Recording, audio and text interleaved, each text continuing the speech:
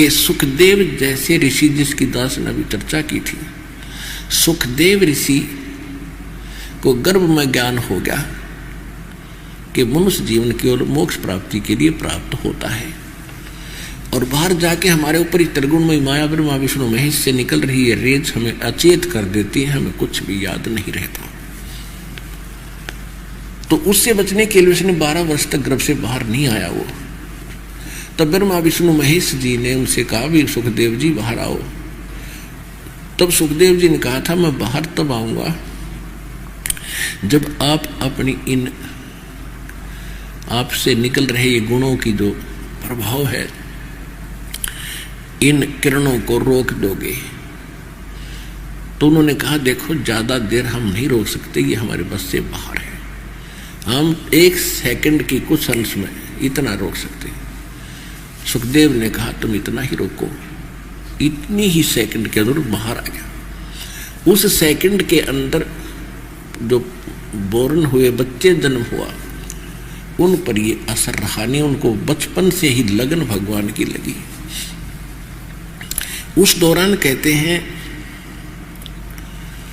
84 सिद्ध और 9 नाथ, 93 और 94 मां सुखदेव, ये 94 आत्मा उस सेकंड उस अक्षण में जन्म लिया था, और ये सभी को भगवान की याद बनी रही। उनमें से 9 तो नाथ बन गए, ये जलंधर नाथ, मत्स्येंद्र नाथ आदि, और 84 एक सिद्ध पर हो गए थे। जैसे वो आत्माएं जैसे 84 सिद्धों में गिनती होती है उन महापुरुषों की, 84 पर जैसे दुर्वासा जी थे, अगस्त ऋषि थे जिसने सौरा वो पी लिया समंदर। तो इस प्रकार उन्हें चेतना तो रही, भगवान पाने की कसक भी रही, संसार आसार भी नजर आया, लेकिन समाधान नहीं मिला उनको। वो मार्ग नहीं मिला जिससे भक्ति, जिससे ये छुटकारा होना था। जैसे गरीबदास जी कहते कूप की छाया कूप के माही ऐसा आत्मज्ञान। अभी तक हमें सुनाया करते थे, नकली ने पता तो था ही नहीं। कहते आत्मज्ञान होगा जब मोक्ष हो जाएगा, आत्मज्ञान से कल्याण होता है। परमात्मा कहते हैं आत्मज्ञान क्या है? आत्मज्ञान से नहीं, केवल आत्मज्ञान से नहीं, परमात्म ज्ञान भी साथ चाहिए। आत्मज्ञान तो ये है कि मनुष्य जीव, हम कौन हैं, हम जीव हैं। मनुष्य जीवन मिला किस लिए? कि मोक्ष प्राप्ति के लिए मनुष्य जीवन प्राप्त होता है। ये तो हो गया आत्मज्ञान। और यदि वो समाधान नहीं मिला, परमात्मा कौन है, कैसा है, कहाँ रहता है, कैसे मिलता है, वो परमात्म ज्ञान। कहते कूप की छाया कूप के माही, कुएं की छाया कुएं की अंदर अंदर ही रह जाती, उसका बाहर कोई अस्तित्व नहीं, उसका कोई यूज नहीं बाहर, उसका कोई लाभ नहीं। कहते कूप की छाया और कूप के माही तुम्हारा ऐसा आत्मज्ञान। इस काल के कुएं में घेरे में पड़े हो, आपको पता भी लग गया कि हम दुखी हैं, जन्म मरण के कष्ट से दुखी हैं, और मनुष्य जीवन केवल मोक्ष प्राप्ति के लिए है। यानी घेरे से निकलना चाहिए उस कुएं से, और कुएं से निकलने का साधन आपके पास है नहीं, वर्षी नहीं जिसे पकड़कर बाहर आ जाए।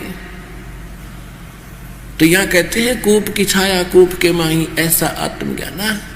सुखदेव ने 84 भुगती बिना पजावे खरवो, और तेरी क्या बुनियाद पुरानी तू पेंडा पंथ पकड़वो।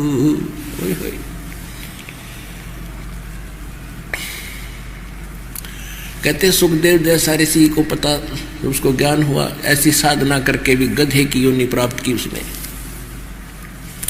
स्वर्ग भी गए, महास्वर्ग भी गए, फिर 84 लाख योनियां भी, शरीर भी, मनुष्य ये प्राणियों के भी भोगने पड़ते हैं इनको, जब तक ये पेंडा पंथ, पेड़ा माने रास्ता, मार्ग, पंथ मार्ग। कौन सा मार्ग? सतगुरु मिले तो इच्छा मेटे, पद मिल पदे समान, चल हंसा उस लोक पठाऊं जो आदि अमर अस्थान। सतगुरु मिले तो इच्छा मिटे, संत सतगुरु जो मिलेगा संसार की इच्छाएं समाप्त करेगा कि ये जो इच्छा लेकर आप जी रहे हो ये ठीक नहीं। और फिर शब्द सब पद मिल पदे समाना, यानी पद माने पद्धति। यहां पद के दो अर्थ हैं, दो पद बोले, पद मिल पदे समाना।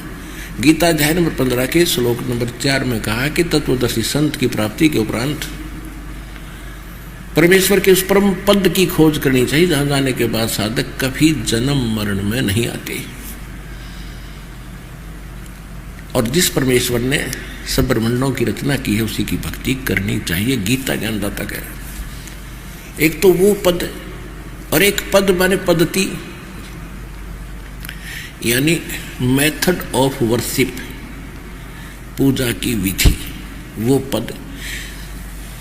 सतगुरु मिले तो इच्छा मिटे, पद मिल पदे समाना, यानी सही भक्ति विधि कंप्लीट कोर्स, वो पद मिले, पद्धति मिले, तब उस पद में समाओगे, वहां स्थान पाओगे जहां जाने के बाद कभी लौटकर संसार में नहीं आते।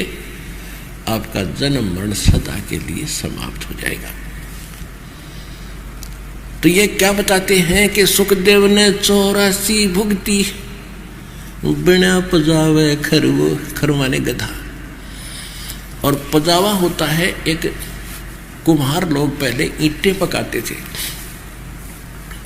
और उस पे क्या करते थे, कुछ स्थान उनके पास थोड़ा सा होता था, बाहर से ईंटें पकाते, ईंटें बना करके गारा से, और वहाँ पकाते थे ईंधन लकड़ी से। वो लकड़ी की जो राख हो जाती थी उसके ऊपर अगली बार उसके ऊपर ही लगा देते थे, उसको उठा कर बाहर नहीं ले जाते थे, फिर रखने का स्थान नहीं होता। तो वो बढ़ता बढ़ता ढेर बन जाता था, काफ़ी 50-60 फुट ऊंचा तक, काफ़ी अच्छी चौड़ाई में। उसको पजावा कहा करते थे। और गधा नीचे से, गधा जब नीचे से कुम्हार क्या करता, गधे के ऊपर एक थैला भर देता, बोरा, कच्ची ईंटें वहाँ से डालता है, ऊपर जहाँ उसको पकाना है वहाँ रखवाता है, और वहाँ पहले पकी हुई ईंटों का स्टॉक होता है, उनको तुरंत फटाफट उसके कमर पर लाद देता है। नीचे से लद्दा गया, ऊपर से लद्दा आया, और फिर नीचे जा। तो कहते हैं फिर क्या होता है कि कमर टूट जाती है गधे की, और वो चारा भी घर पे नहीं कर देता, कुम्हार उसको छोड़ देता, बनी जंगल में जा छिप के आ, और शाम को उसका कान पकड़ कर सुबह काम के टाइम घर ले आता है। और उसके बाद वो कमर टूट जाती है, कौवे आते हैं उसकी कमर पर चोंच मार मार कर उसके मांस को खाते हैं। तो पुण्यात्माओं, हमारी आत्मा इतनी कट्टर होगी, इन बातों का असर होना ही बंद हो गया कि ऐसे कैसे होगा, हम तो मनुष्य हैं। मनुष्य कितने दिन हो आप, ये भी याद रखना। आप जीव हैं, भगवान बता रहा है, इस पर विश्वास करना पड़ेगा। कहते फिर पीछे तू खर कीजेगा, कुरडी चढ़ने जाई, और टूटी कमर पर तेरा कागा मांस गिलाई, काग तेरे मांस खाओगा तेरी कमर का। तो क्या बताते, सुखदेव ने 84 भुगती, बना पजावे खरवो, उस पजावे का गधा भी बनावे, क्योंकि उनके पास वो मेथड नहीं था, वो पद नहीं था, वो रास्ता नहीं था, वो मार्ग नहीं था जिससे ये जन्म और मरण का झंझट छूट। इन पुस्तकों का PDF नीचे डिस्क्रिप्शन में दिया गया है।